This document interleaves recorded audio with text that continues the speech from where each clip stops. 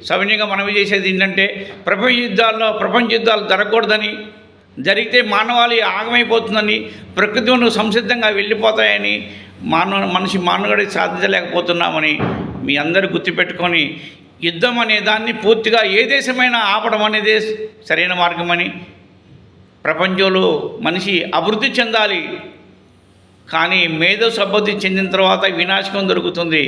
ఈ వినాశకమైన జీవితం మానవ సమాజం ప్రపంచంలో ఉన్న ఎవరు కూడా ఇలాంటి వినాశకానికి కోరుకోరు. కానీ మీరందరూ పెద్ద మనసు చేసుకొని ప్రపంచంలోని దేశాల్లోని నాయకులారా, ఒక ప్రధాన ముఖ్యమంత్రులారా మీ అందరికీ నమస్కారం చేస్తున్నా. యుద్ధం అనేది పూర్తిగా ప్రజలకి విరుద్ధమైనది, ప్రకృతికి విరుద్ధమైనది. మానవ సమాజం పూర్తిగా స్తంభించిపోయి రేపు పొద్దున వాళ్ళ భవిష్యత్తు కాదు, మనిషి ఉనికి కూడా లేని పరిస్థితి ఏర్పడుతుంది.